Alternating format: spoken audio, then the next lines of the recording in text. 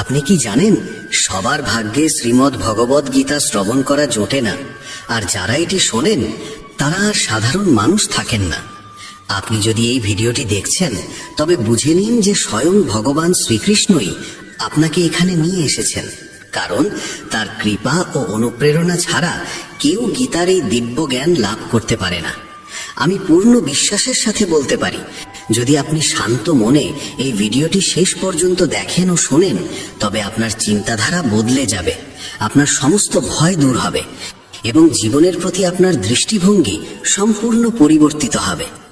এটি কোনো সাধারণ গল্প নয়, এটি এমন এক জ্ঞান যা কঠিন সময়েও সঠিক পথ দেখায়। আমার নিজের অভিজ্ঞতা বলে, যদি আপনি প্রতিদিন সকালে এবং রাতে ঘুমানোর আগে গীতার এই সারমর্ম শোনেন তবে আপনার মন থেকে নেতিবাচকতা স্বয়ংক্রিয়ভাবে দূর হয়ে যাবে এবং মন এক অদ্ভুত শান্তিতে ভরে উঠবে। এইরকম আরো গভীর ধর্মীয় জ্ঞান, গীতার অমূল্য বাণী ও ভগবান শ্রীকৃষ্ণের দিব্য উপদেশ পেতে একবেন না, যাতে এমন পবিত্র বার্তা আপনার কাছে নিয়মিত পৌঁছে যায়। মনে রাখবেন, জ্ঞান যেমন ভাগ করে নিলে বাড়ে, তেমনি গীতার এই জ্ঞান যত বেশি মানুষের কাছে পৌঁছবে, ভগবান শ্রীকৃষ্ণের আশীর্বাদ এবং এই দিব্য জ্ঞানের আলো আপনার জীবনকে ততই আলোকিত করবে। আজ আমরা ভগবদ গীতা থেকে একটি অত্যন্ত চমৎকার কাহিনী আপনাদের সামনে তুলে ধরব। শুধুমাত্র এটি শুনলেই আপনি এমন এক প্রজ্ঞা লাভ করবেন যা হয়তো আপনি অন্য কোথাও পাননি। এই গল্পের মাধ্যমে আপনি জানবেন যে মৃত্যু ও ভগবানকে ভয় পায় এবং যার মৃত্যু যেখানে লেখা আছে সেখানেই হবে, কোনো শক্তিই তা আটকাতে পারে না। তাই বন্ধুরা, ভক্তি ও শ্রদ্ধার সাথে একবার জয় শ্রী রাধে কৃষ্ণে জপ করুন এবং পূর্ণ মনোযোগ দিয়ে এই দিব্য কাহিনীটি শুনতে শুরু করুন। এই কাহিনীটি মহাভারত এবং ভগবদ গীতার অন্তর্গত। একবার এক কাকের সাথে গরুরের খুব ভাব হলো।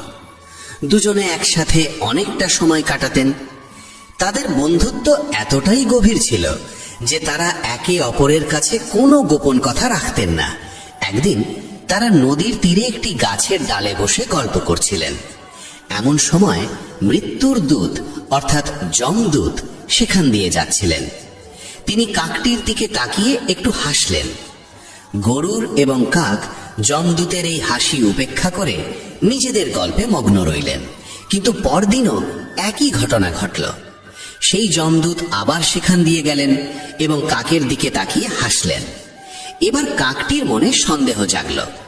সে গরুরকে বলল, বন্ধু, ওই যমদূত কালও আমার দিকে তাকিয়ে হেসেছিল, আজও হাসল। নিশ্চয়ই কোনো গন্ডগোল আছে, মনে হচ্ছে আমার মৃত্যু খুব কাছে। গরুর তাকে বোঝালেন যে এটা নিছকই সমাপতন হতে পারে, ভয়ের কিছু নেই। এভাবে আরো 2-3 দিন কেটে গেল। যমদূত প্রতিদিন কাকের দিকে তাকিয়ে হাসতে লাগলেন। এখন কাকটি নিশ্চিত হয়ে গেল যে তার মৃত্যু আসন্ন। সে গরুরকে বলল, বন্ধু, আমি মরতে চাই না, কিন্তু এই যমদূত নিশ্চয়ই আর 2-1 দিনের মধ্যে আমার প্রাণ কেড়ে নেবে। সে রোজ আমার দিকে তাকিয়ে হাসে। গরুরও ভাবলেন কাকের সন্দেহ হয়তো ঠিক। তিনি কাককে সান্ত্বনা দিয়ে বললেন, বন্ধু, চিন্তা করো না, আমি তোমাকে এখান থেকে এত দূরে নিয়ে যাব যে তুমি এই যমদূতকে আর দেখতেই পাবে না। গরুর কাকটিকে নিজের পিঠে বসিয়ে হাজার হাজার কিলোমিটার দূরে কৈলাস পর্বতে নিয়ে গেলেন।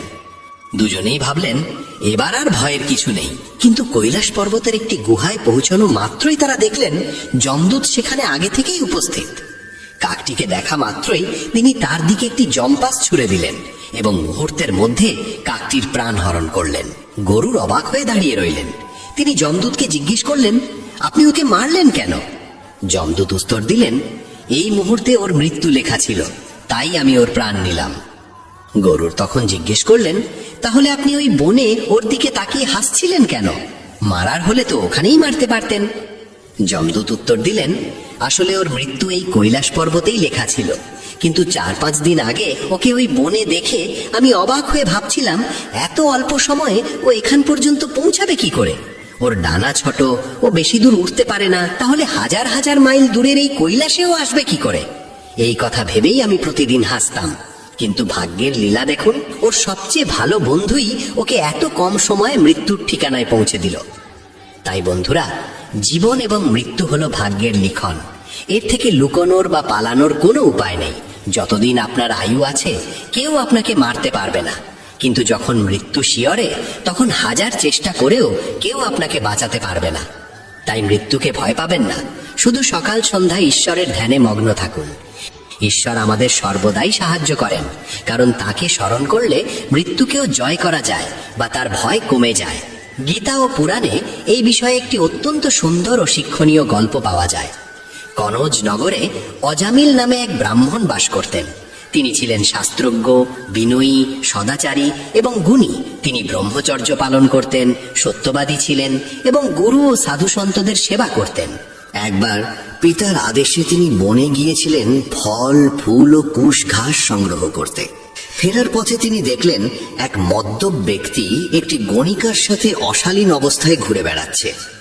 অজামিল তা দেখে নিজেকে সংবরণ করার চেষ্টা করলেন, কিন্তু কাম বশের কাছে তার সংযম হার মানল। তিনি ধর্মপথ থেকে বিচ্যুত হলেন। সেই গণিকাকে খুশি করার জন্য তিনি তার পিতার সমস্ত সম্পদ ব্যয় করে ফেললেন এবং নিজের ধর্মপত্নীকে ত্যাগ করে ওই গণিকার সাথে বসবাস শুরু করলেন। দীর্ঘকাল ধরে তিনি অসুচি জীবন যাপন করতে লাগলেন এবং পরিবার চালানোর জন্য চুরি, জুয়া ও প্রতারণার পথ বেছে নিলেন। একবার কিছু সাধু তার গ্রামে এলেন। গ্রামের বাইরে কিছু লোকের কাছে তারা ব্রাহ্মণের বাড়ির খোঁজ চাইলেন। লোকেরা ঠাট্টা করে বলল, সাধু বাবা, আমাদের গ্রামে অজামিল নামে এক মহান ব্রাহ্মণ আছেন। তিনি এত বড় ভক্ত যে গ্রামের ভিতরে থাকেন না, গ্রামের বাইরে থাকেন। সাধুরা সরল মনে অজামিলের বাড়িতে গিয়ে ডাক দিলেন, ভক্ত অজামিল, দরজা খোলো। দরজা খোলার সাথে সাথে সাধুদের দেখে অজামিলের পুরনো সুকর্মের কথা মনে পড়ে গেল। সাধুরা রাত্রি যাপনের আশ্রয় চাইলে অজামিল তাদের ভালো মন্দ খাওয়ালেন। সাধুরা শোয়ার আগে কীর্তন করার অনুমতি চাইলে অজামিল বললেন, এ আপনাদেরই ঘর, যা ইচ্ছা করুন। সারা রাত সাধুদের কীর্তন শুনে অজামিলের চোখ দিয়ে জল পড়তে লাগলো। মনে হলো তার পাপ ধুয়ে যাচ্ছে। সকালে সাধুরা যাওয়ার সময় অজামিল তাদের কাছে ক্ষমা চেয়ে নিজের পাপের কথা স্বীকার করলেন। সাধুরা বললেন, অজামিল, এখন তুমি অনুতপ্ত, তাই চিন্তা করো না। তোমার অন্তঃসত্ত্বা স্ত্রীর যে সন্তান হবে তার নাম রাখবে নারায়ণ, এতেই তোমার মঙ্গল হবে। সাধুরা আশীর্বাদ দিয়ে চলে গেলেন। সময় মতো অজামিলের একটি পুত্র সন্তান হলো এবং সাধুদের কথা মতো তার নাম রাখা হলো নারায়ণ। অজামিল তার ছোট ছেলে নারায়ণের প্রতি অত্যন্ত আসক্ত হয়ে পড়লেন। তিনি সারাক্ষণ নারায়ণ খাও, নারায়ণ জল খাও, নারায়ণ খেলো বলে ডাকতেন। এভাবে অজামিলের বয়স ৮০ পেরিয়ে গেল। তিনি বুঝতেও পারলেন না যে মৃত্যু তার দোর গোড়ায়। হঠাৎ একদিন তিনি দেখলেন ৩ জন ভয়ঙ্কর যমদূত তাকে নিতে আসছে। তাদের হাতে যমপাশ, চেহারা বিকট। ভয়ে অজামিল তার দূরে খেলতে থাকা ছোট ছেলেকে ডাকতে লাগলেন, নারায়ণ, নারায়ণ, আমাকে বাঁচাও। মৃত্যু পথযাত্রী অজামিলের মুখে প্রভুর নাম শুনে বিষ্ণু দূতেরা তৎক্ষণাৎ সেখানে উপস্থিত হলেন। যমদূতেরা যখন অজামিলের সূক্ষ্ম শরীর টেনে বের করার চেষ্টা করছিল, বিষ্ণু দূতেরা তাদের বাধা দিলেন। যমদূতেরা অবাক হয়ে বলল, আপনারা কে? ধর্মরাজ যমের কাজে বাধা দিচ্ছেন কেন? এই লোক মহাপাপী, এর শাস্তি প্রাপ্য। তখন বিষ্ণুদূতেরা হাসলেন এবং বললেন, তোমরা যদি ধর্মের সেবক হও তবে ধর্মের তত্ত্ব বলো। তোমরা কি জানো না, এই ব্যক্তি মৃত্যুর সময় ভয় পেয়ে হলেও, নিরুপায় হয়ে হলেও ভগবানের নাম উচ্চারণ করেছে। নারায়ণ এই 4টি অক্ষর উচ্চারণ করার সাথে সাথে তার কোটি জন্মের পাপ ভস্ম হয়ে গেছে। চোর, মদ্যপ, বিশ্বাসঘাতক বা যত বড় পাপই হোক না কেন, ভগবানের নাম সব পাপের প্রায়শ্চিত্ত করে, কারণ নাম উচ্চারণের সাথে সাথে মন ভগবানের চরণে নিবিষ্ট হয়। তাই অজামিলকে তোমরা নিতে পারবে না। বিষ্ণুদূতেরা যমদূতেদের ভাগবত ধর্মের তত্ত্ব বুঝিয়ে অজামিলকে যম পাশ থেকে মুক্ত করলেন। মৃত্যুর মুখ থেকে ফিরে এসে অজামিলের মনে তীব্র বৈরাগ্য জন্মালো। তিনি নিজের পাপের জন্য অনুতপ্ত হলেন এবং ভাবলেন, হায়, আমি ইন্দ্রিয় সুখের জন্য কত নিচে নেমেছি। আমার কুল, ধর্ম সব নষ্ট করেছি, কিন্তু ধন্য সেই প্রভুর নাম যা আমাকে নরক থেকে বাঁচালো। আমি যদি ছেলেকে ডাকার ছলে নাম না নিয়ে সত্যিই ভক্তি ভরে নারায়ণকে ডাকতাম, তবে না জানি কি ফল পেতাম। এরপর অজামিল সংসার ত্যাগ করে হরিদ্বারে চলে গেলেন। সেখানে গঙ্গার তীরে ভগবানের মন্দিরে বসে কঠোর তপস্যায় মগ্ন হলেন। ইন্দ্রিয়গুলোকে বশ করে মনকে পরমাত্মায় লীন করে দিলেন। তপস্যা শেষে তিনি দিব্য দেহ লাভ করে বিষ্ণুদূতদের সাথে স্বর্ণ রথে চড়ে বৈকুণ্ঠ ধামে গমন করলেন। শুকদেব গোস্বামী মহারাজ রাজা পরীক্ষিতকে বললেন, পরীক্ষিত, এই ইতিহাস অত্যন্ত গোপনীয় এবং সর্বপাপ হরি। যে ব্যক্তি শ্রদ্ধা ও ভক্তির সাথে এটি শোনে বা পাঠ করে, যমদূতরা তার দিকে তাকাতেও সাহস পায় না। অজামিলের মতো পাপী যদি পুত্রের নাম ডাকার ছলে মুক্তি পেতে পারে, তবে যারা ভক্তি ভরে প্রভুর নাম জপ করে তাদের কথা আর কি বলবো। ওদিকে যমদূতরা যমরাজের কাছে ফিরে গিয়ে নালিশ করল। যমরাজ সব শুনে বললেন, দূতেরা, জেনে রেখো, আমার উপরেও এই বিশ্ব ব্রহ্মাণ্ডের একজন অধীশ্বর আছেন। এই সমগ্র জগৎ তার বশেই রয়েছে। যেমন নাকে দড়ি দেওয়া বলদ কৃষকের বশে থাকে, ব্রহ্মা, বিষ্ণু, মহেশ্বর সবাই তার শক্তিতেই কাজ করেন। ভগবানের নাম জপের মহিমা অসীম। অজামিল কেবল নামাভাসেই অর্থাৎ পুত্রের নাম ডাকার মাধ্যমে মুক্তি পেয়েছে। তাই যারা ভগবানের ভক্ত, যারা তার নাম জপ করে, তাদের দিকে তোমরা ভুলেও তাকাবে না। ধর্মরাজ যমের মুখে ভগবানের এই মহিমা শুনে যমদূতরা বিস্মিত হল এবং সেই থেকে তারা ভক্তদের ভয় পেতে শুরু করল। শ্রীকৃষ্ণ গীতায় বলেছেন, আমাদের কর্মের ফল আমাদের ভোগ করতেই হবে। মানুষ যত চতুরই হোক না কেন, কর্মফল থেকে কেউ পালাতে পারে না।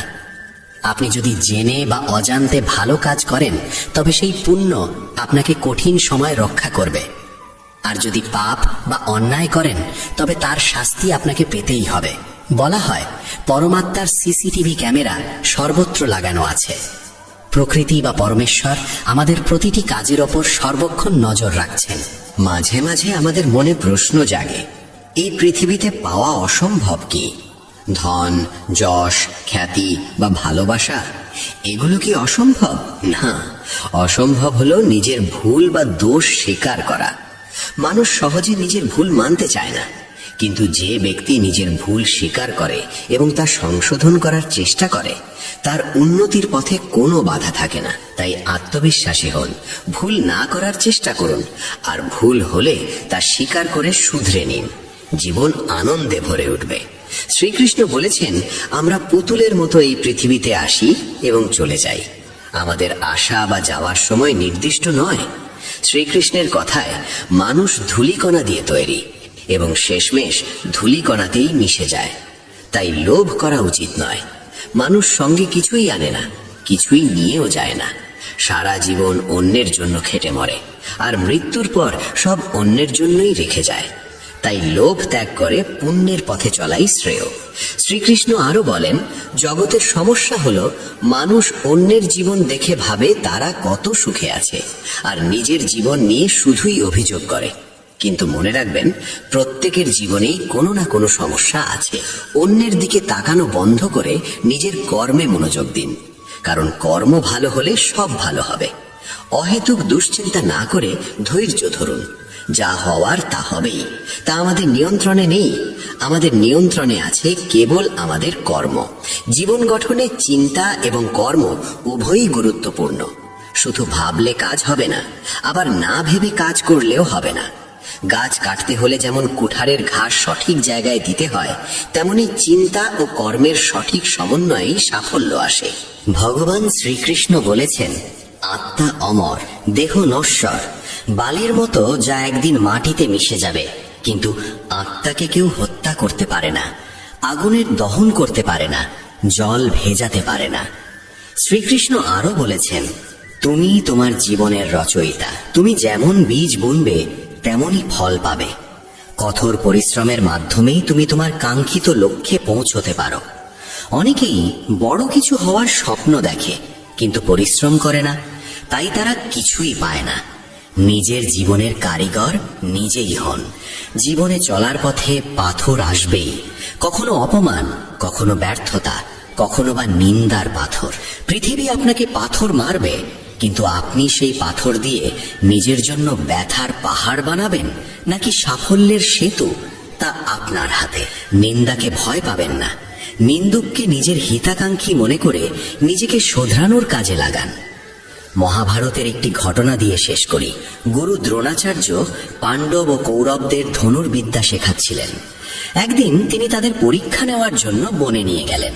একটি গাছের ডালে তিনি একটি নকল পাখি ঝুলিয়ে দিলেন এবং সবাইকে বললেন, তোমাদের লক্ষ্য হলো ওই পাখির চোখ। প্রথমে যুধিষ্ঠির এলেন। গুরু দ্রোণ জিজ্ঞেস করলেন, তুমি কি দেখছো? যুধিষ্ঠির বললেন, আমি গাছ, পাতা, পাখি, আপনাকে সবই দেখছি।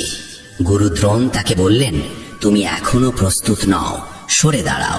এরপর ভীম এলেন। তিনিও আকাশ, মাটি, গাছ সব দেখার কথা বললেন। তাকেও সরিয়ে দেওয়া হলো। একে একে কৌরবদেরও একই দশা হলো।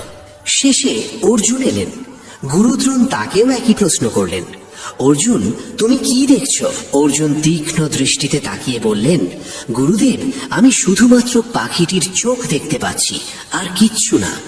গুরু দ্রোণ খুশি হয়ে বললেন, তীর চালাও। অর্জুনের তীর সোজা গিয়ে পাখির চোখে বিঁধল। এ থেকে আমরা শিখি, সফল হতে হলে লক্ষ্যের প্রতি অবিচল মনোযোগ থাকতে হয়।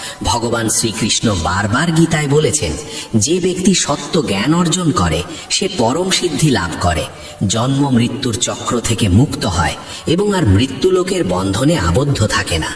যখন ভগবান নিজেই এই কথাটি এতবার বলেছেন, তখন নিঃসন্দেহে এটি জীবনের এক গভীরতম সত্য। এই জ্ঞানের মহিমা বোঝাতে গিয়ে ভগবান শ্রীকৃষ্ণ বলেন, হে অর্জুন, এই জ্ঞানে স্থিত হলে মানুষ আমারই মতো স্বভাব লাভ করে। সে আর সৃষ্টির শুরুতে পুনর্জন্ম লাভ করে না, আবার প্রলয়ের সময়ও কোনো ব্যাকুলতায় আক্রান্ত হয় না। এই প্রকৃতিকেই মাতৃজনী হিসাবে জানতে হবে। ভগবান বলেন, হে ভরতবংশীয়, জল, অগ্নি, বায়ু, পৃথিবী, আকাশ, মন, বুদ্ধি ও অহংকার, এই 8 উপাদানে গঠিত আমার জড় প্রকৃতি সমস্ত সৃষ্টির জননী, আর আমি ব্রহ্মরূপে চেতন বীজ প্রতিষ্ঠা করি। জড় ও চেতনের এই মিলন থেকেই সমস্ত চর ও অচর প্রাণীর জন্ম হয়। ভাবলে বুঝবে, আমাদের থেকে যদি চেতনা কেড়ে নেওয়া হয়, আমরা নিস্তেজ হয়ে যাব। জীবিত ও মৃতের মধ্যে পার্থক্য একমাত্র এই চেতনারই। ভগবান শ্রীকৃষ্ণ বলেন, সমস্ত প্রাণীকে ধারণকারী এই জড় প্রকৃতিই মা, আর আত্মারূপী বীজ প্রতিষ্ঠাকারী ব্রহ্ম, অর্থাৎ স্বয়ং কৃষ্ণই পিতা। দেহ প্রাণহীন হলে তা কেবল জড় বস্তু, আর দেহে প্রাণ আসে তখনই যখন তাতে আত্মার প্রবেশ ঘটে। সেই আত্মা দান করেন ভগবান নিজেই। তাই তিনি বলেন, হে অর্জুন, নানা প্রকার যোনিতে যত দেহধারী প্রাণী জন্মগ্রহণ করে, প্রকৃতি তাদের গর্ভধারিণী মা এবং আমি বীজদাতা পিতা। এরপর ভগবান বোঝাচ্ছেন কিভাবে চেতন আত্মা জড় প্রকৃতির সঙ্গে বন্ধনে আবদ্ধ হয়। প্রকৃতির গুণ 3টি, সত্ত্বগুণ, রজগুণ ও তমগুণ। এই 3 গুণই ভৌতিক প্রকৃতি থেকে উৎপন্ন এবং এদের কারণেই অবিনাশী আত্মা নশ্বর দেহের সঙ্গে আবদ্ধ হয়ে পড়ে। দেহ নষ্ট হয়, কিন্তু আত্মার বিনাশ নেই। এই হলো আত্মা ও দেহের সম্পর্ক। এই 3 গুণই আসলে আত্মার জন্য এক এক ধরনের বন্ধন। সত্ত্বগুণও বন্ধন বটে, কিন্তু তা অন্য গুণের তুলনায় বিশুদ্ধ হওয়ায় জীবকে পাপ থেকে মুক্ত করে এবং আত্মাকে আলোকিত করে। আত্মা আমাদের মধ্যেই বিরাজমান, কিন্তু অজ্ঞানতার কারণে আমরা তাকে উপলব্ধি করতে পারি না। সত্ত্বগুণ আমাদের অজ্ঞানতা দূর করে নিজের আত্মার সঙ্গে আমাদের পরিচয় করিয়ে দেয়। তবে যেহেতু সত্ত্বগুণও এক ধরনের বন্ধন, তাই এই গুণের প্রভাবে মানুষ সুখ ও জ্ঞানের অহংকারে আবদ্ধ হয়ে পড়ে। রজগুণ সম্পর্কে ভগবান বলেন, হে কুন্তিপুত্র, কামনা ও লোভ থেকেই রজগুণের উৎপত্তি। ইচ্ছা ও আকাঙ্ক্ষার কারণেই মানুষের মধ্যে এই গুণ সক্রিয় হয় এবং এর ফলে জীব সাকাম কর্মে আবদ্ধ হয়, অর্থাৎ কর্ম করার সময় ফলের প্রত্যাশা করা। রজগুণই আমাদের এই ফলের বন্ধনে বেঁধে রাখে। অল্প কিছু মানুষ ছাড়া প্রায় সমগ্র বিশ্বই ফলকর্মের বন্ধনে আবদ্ধ, আর এর মূল কারণ এই রজগুণ। তমগুণ সম্পর্কে ভগবান বলেন, দেহের প্রতি মোহ ও অজ্ঞতা থেকেই তমগুণের জন্ম। এই গুণের প্রভাবে জীব উদাসীনতা, আলস্য ও নিদ্রায় আচ্ছন্ন হয়। তমগুণ থেকেই আসে অচেতনতা ও অবিবেচনা। এই 3 গুণই বন্ধন। সত্ত্বগুণ মানুষকে সুখ ও সত্য অনুসন্ধানের পথে নিয়ে যায়। রজগুণ মানুষকে ফলের আকাঙ্ক্ষা সহ কর্মে আবদ্ধ করে, আর তমগুণ মানুষের জ্ঞানকে আচ্ছন্ন করে তাকে অবিবেক ও প্রমাদের দিকে ঠেলে দেয়। প্রমাদ মানে এমন অবস্থা যেখানে মানুষ নেশাগ্রস্ত বা উন্মত্তের মতো আচরণ করে। ভগবান শ্রীকৃষ্ণ বলেন, হে ভরতবংশীয় অর্জুন, যখন রজগুণ ও তমগুণ হ্রাস পায় তখন সত্ত্বগুণ বৃদ্ধি পায়। আবার সত্ত্বগুণ ও রজগুণ কমলে তমগুণ বাড়ে এবং তমগুণ ও সত্ত্বগুণ কমলে রজগুণ প্রবল হয়। প্রত্যেক গুণই অন্য দুই গুণকে দমন করে নিজেকে প্রাধান্য দিতে চায়। তাই যখনই তুমি কিছু ভাবছো, কিছু করছো বা করতে যাচ্ছ, তখন নিজেকে প্রশ্ন করতে পারো, এই মুহূর্তে কোন গুণটি আমার উপর প্রভাব বিস্তার করছে। এই গুণ চেনার উপায় বোঝাতে গিয়ে ভগবান বলেন, যখন দেহের 9টি দ্বারে জ্ঞানের আলো প্রকাশ পেতে শুরু করে তখন বুঝতে হবে সত্ত্বগুণ প্রবল হয়েছে। আমাদের দেহের এই 9টি দ্বার হলো 2টি চোখ, 2টি কান, 2টি নাসারন্ধ্র, মুখ, গুদা ও উপস্থ। এই দ্বারগুলোর মাধ্যমেই আমরা বহির্জগতের সঙ্গে যুক্ত হই।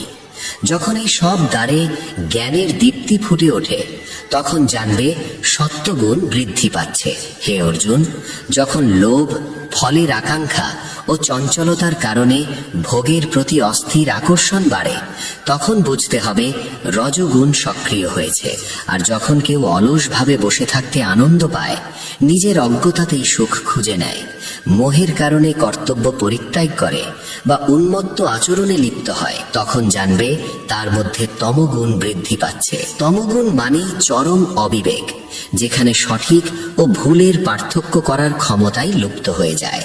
ভগবান বলেন, মৃত্যুকালেও মানুষের কর্মফলের সম্পূর্ণ হিসাব হয় এবং মরণের সময় যে চেতনা মানুষ বহন করে তার উপরেই নির্ভর করে জীবের পরবর্তী গতি। সেই কারণেই যে ব্যক্তি সত্ত্বগুণের প্রাধান্যে দেহ ত্যাগ করে সে তার উত্তম কর্মের ফলে নির্মল স্বর্গলোক লাভ করে। সেই স্বর্গলোক এমন এক স্থান যেখানে সর্বত্র পবিত্রতা বিরাজমান, যেখানে উত্তম তত্ত্ব অর্থাৎ ভগবানের জ্ঞান উপলব্ধি করা হয় এবং যেখানে সত্ত্বগুণের প্রভাব প্রবল। সেখানে চারদিকে কেবল জ্ঞান আর জ্ঞানীর উপস্থিতি থাকে। মৃত্যুলোকের মতো অজ্ঞতা বা অজ্ঞানী মানুষের কোনো অস্তিত্ব সেখানে নেই। অন্যদিকে অন্তিম মুহূর্তে যদি কোনো মানুষ রজগুণের আধিক্যের মধ্যে দেহত্যাগ করে তবে সে কর্মফলের আকাঙ্ক্ষায় আবদ্ধ মানুষের মধ্যেই পুনর্জন্ম লাভ করে। যেমন কর্ম তেমন ফল, এই চিরন্তন নিয়ম কখনো বদলায় না। এই জীবনে যদি সারাক্ষণ রজগুণই প্রাধান্য পেয়ে থাকে, অর্থাৎ মানুষ যদি প্রতিটি কর্ম কেবল ফলের লোভে করে থাকে, তবে তার পরবর্তী জন্মও যে একই প্রবণতায় আবদ্ধ হবে এতে কোনো বিস্ময় নেই। আর ঠিক একইভাবে তমগুণের প্রাবল্যে মৃত্যুবরণ করলে সেই মানুষ পশু পাখি প্রভৃতির নিম্ন যোনিতে জন্মগ্রহণ করে। সত্ত্বগুণে সম্পন্ন কর্মের ফল বলা হয়েছে সুখ ও জ্ঞান সমৃদ্ধ নির্মল ফল। রজগুণে সম্পন্ন কর্মের ফল দুঃখের কারণ হয়, আর তমগুণে করা কর্মের ফল অজ্ঞতা। সত্ত্বগুণ থেকেই প্রকৃত জ্ঞানের উদ্ভব হয়। প্রকৃত জ্ঞান মানে সেই জ্ঞান যা মানুষকে ঈশ্বরের দিকে নিয়ে যায়, যা বোঝায় যে তোমার ভেতরে যে আত্মা বিরাজমান সে সেই পরমাত্মারই অংশ। এই উপলব্ধি তখনই সম্ভব হয় যখন আমাদের অন্তরের অজ্ঞতার আবরণ ধীরে ধীরে সরে যায়। রজগুণ থেকে নিশ্চিতভাবেই লোভের জন্ম হয়, আর লোভ এমন এক অবস্থা যার কোনো শেষ নেই। মানুষ ভাবে আর একটু পেলেই সে থেমে যাবে, কিন্তু বাস্তবে লোভ কখনো থামতে দেয় না। আর তমগুণ থেকে অবশ্যম্ভাবীভাবে জন্ম নেয় মোহ, প্রমাদ ও অজ্ঞতা। এই কারণেই তমগুণকে 3 গুণের মধ্যে সবচেয়ে নিম্ন অবস্থা বলা হয়েছে। সত্ত্ব, রজ ও তম এই 3 গুণই মানুষকে কোনো না কোনো যোনিতে নিয়ে যায়। 3টি আসলে বন্ধন। সত্ত্বগুণে প্রতিষ্ঠিত জীব স্বর্গের উচ্চ লোকগুলোতে গমন করে, যেখানে জ্ঞানই প্রধান, যেখানে জ্ঞানীরা বাস করেন এবং যেখানে দুঃখের অস্তিত্ব নেই। রজগুণে প্রতিষ্ঠিত জীব মধ্যবর্তী স্তরে অবস্থান করে, অর্থাৎ তাকে পুনরায় এই পৃথিবীতেই জন্ম নিতে হয় এবং আবারও মানব যোনিতে ফিরে আসতে হয়। আর তমগুণে আবদ্ধ জীব পশু প্রভৃতি নিম্ন যোনিতে পতিত হয়ে নরক সম অবস্থার সম্মুখীন হয়। এখন প্রশ্ন জাগতে পারে, যদি সত্ত্ব, রজ ও তম এই 3টি বন্ধন হয় এবং প্রকৃতির কারণেই এগুলো আমাদের মধ্যে বিদ্যমান থাকে, তবে কি এদের থেকে মুক্তি অসম্ভব? মনে হতে পারে মানুষকে তো কোনো না কোনো বন্ধনেই আবদ্ধ থাকতে হবে। কিন্তু ভগবান শ্রীকৃষ্ণ বলেন বিষয়টি এমন নয়। যখন কোনো মানুষ প্রকৃতির এই 3 গুণ ছাড়া অন্য কাউকে কর্তা বলে মনে করে না এবং নিজেকে কেবলমাত্র দর্শক রূপে উপলব্ধি করে, তখন সেই 3 গুণের ঊর্ধ্বে উঠে ভগবান শ্রীকৃষ্ণকে, পরমাত্মাকে জানতে পারে এবং তাঁরই দিব্য স্বভাব লাভ করে। আমরা সাধারণত মনে করি সবকিছু আমিই করছি। এই ধারণাটাই মূল ভ্রান্তি। প্রকৃতপক্ষে কর্তা হলো এই 3 গুণই। যখন মানুষ এই সত্য উপলব্ধি করে, নিজেকে দর্শক হিসেবে স্থাপন করে এবং নিজের ভেতরের এই গুণগুলোর কার্যকলাপকে নিরপেক্ষভাবে দেখতে শেখে, তখনই তার মধ্যে জ্ঞানের উদয় হয়।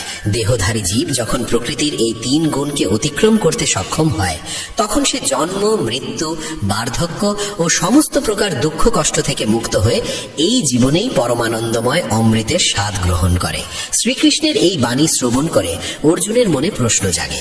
তিনি জিজ্ঞাসা করেন, হে প্রভু, যে মানুষ প্রকৃতির 3 গুণকে অতিক্রম করেছে তাকে কোন লক্ষণ দ্বারা চেনা যায়? তার আচরণ কেমন হয় এবং সে কিভাবে এই 3 গুণের সীমা অতিক্রম করতে পারে? কি করলে মানুষ এই 3 বন্ধন থেকে সম্পূর্ণ মুক্ত হতে পারে? ভগবান শ্রীকৃষ্ণ উত্তরে বলেন, যে মানুষ সত্যগুণ, রজগুণ ও তমগুণের উদয় হলেও কখনো তাদের প্রতি ঘৃণা পোষণ করে না এবং সমভাব বজায় রেখে না তো তাদের দিকে আকৃষ্ট হয়, নাই বা সেগুলো থেকে পালিয়ে যেতে চায়, সেই মানুষই এই বন্ধন থেকে মুক্ত হতে পারে। সত্যগুণ হলো ঈশ্বরীয় জ্ঞানরূপী আলো, রজগুণ হলো কর্মের প্রতি আসক্তি, আর তমগুণ হলো মোহরূপী অজ্ঞতা। যে ব্যক্তি এই 3টির কোনোটিকেই ঘৃণা করে না, তাদের প্রতি বিদ্বেষ পোষণ করে না, আবার অতিরিক্ত আসক্ত হয়েও তাতে নিজেকে জড়িয়ে ফেলে না, সেই ব্যক্তি এই গুণগুলোকে চিনে নিয়ে তাদের বন্ধন থেকে মুক্ত হয়। লক্ষ্য হলো গুণগুলোকে চিনে নেওয়া, ঘৃণা করা নয়। যে মানুষ উদাসীনভাবে স্থিত থেকে গুণের আগমন ও প্রস্থানেও বিচলিত হয় না, গুণগুলোকেই কার্যকর হতে দেখে নিজে সমভাবে স্থির থাকে, সে এই 3 গুণের বন্ধন অতিক্রম করে। মনে রাখতে হবে, কর্তা তুমি নও, তোমার ভেতরের এই গুণগুলোই কর্তা। একজন নির্লিপ্ত দর্শকের মতো তোমাকে এদের সাক্ষী হতে হবে, না এদের প্রতি আসক্ত হতে হবে, না এদের প্রতি ঘৃণা পোষণ করতে হবে। যে মানুষ সুখ ও দুঃখে সমানভাবে স্থিত থাকে, আত্মভাবেই প্রতিষ্ঠিত থাকে, যার কাছে মাটি, পাথর ও সোনা সমান, যার কাছে কেউ অতিরিক্ত প্রিয় বা অপ্রিয় নয়, যে নিন্দা ও স্তুতিতে নিজের ধৈর্য হারায় না, সেই মানুষ প্রকৃতির এই 3 গুণের বন্ধন থেকে মুক্ত হয়ে যায়। প্রকৃতির সত্য, রজ ও তম এই 3 গুণ অতিক্রম করা সহজ নয়। অর্জুন জানতে চেয়েছিলেন, যে ব্যক্তি এগুলো অতিক্রম করে তার লক্ষণ কি? সেই প্রশ্নের উত্তরে শ্রীকৃষ্ণ বলেন, যে মানুষ মান ও অপমানকে সমানভাবে গ্রহণ করে, বন্ধু ও শত্রুর প্রতিও সমভাব রাখে এবং সমস্ত কর্ম সম্পন্ন করেও নিজের মধ্যে কর্তার ভাব রাখে না, সেই মানুষকে গুণাতীত বলা হয়। যে ব্যক্তি সমস্ত পরিস্থিতিতেই অবিচল থেকে একান্তভাবে শ্রীকৃষ্ণের ভক্তিতে স্থির থাকে, সেই ভক্ত অতি দ্রুত প্রকৃতির 3 গুণ অতিক্রম করে ব্রহ্মপদে প্রতিষ্ঠিত হয়। তখন ভগবান শ্রীকৃষ্ণ নিজেকে প্রকাশ করে বলেন, হে অর্জুন, সেই অবিনাশী ব্রহ্মপদের একমাত্র আশ্রয় আমি নিজেই। আমি অমৃত স্বরূপ, শাশ্বত, ধর্মস্বরূপ এবং পরমানন্দ স্বরূপ। এইভাবেই উপনিষদ সম ব্রহ্মবিদ্যা ও যোগশাস্ত্র রূপ শ্রীমদ্ ভগবদ গীতার শ্রীকৃষ্ণ অর্জুন সংলাপে গুণত্রয় বিভাগ যোগ নামক 14 অধ্যায় সমাপ্ত হয়। বন্ধুগণ, শ্রীমদ্ ভগবদ গীতার 14 অধ্যায় আমরা জেনেছিলাম কিভাবে আমাদের স্বভাব ওই সমগ্র জগৎ প্রকৃতির 3টি গুণে বিভক্ত। একই সঙ্গে এটাও বুঝেছিলাম কোন পথে চললে এই 3 গুণের বন্ধন ছিন্ন করা সম্ভব। আর 15 অধ্যায়ে এসে ভগবান আমাদের বোঝান এই সংসার আসলে এক গভীর মায়াজাল। কিভাবে আমরা এতে জড়িয়ে পড়ি, কিভাবে এই বিভ্রমে আটকে যাই এবং কিভাবে সেই মায়া ও জটিলতা ভেদ করে নিজের প্রকৃত লক্ষ্যে পৌঁছানো যায়। তাই চলুন শ্রবণ করি শ্রীমদ্ ভগবদ গীতার 15 অধ্যায়। শ্রীমদ্ ভগবদ গীতার 15 অধ্যায়ের নাম পুরুষোত্তম যোগ। এখানে ভগবান শ্রীকৃষ্ণ বলেন, আমাদের এই সংসার এক অবিনাশী বৃক্ষের মতো, যার কখনো বিনাশ হয় না, যা কখনো শেষ হয় না, কখনো শুকিয়ে যায় না, কখনো মরে না। এই বৃক্ষের মূল রয়েছে ওপরের দিকে আর শাখা প্রশাখা বিস্তৃত হয়েছে নিচের দিকে। এই বৃক্ষের পত্র হলো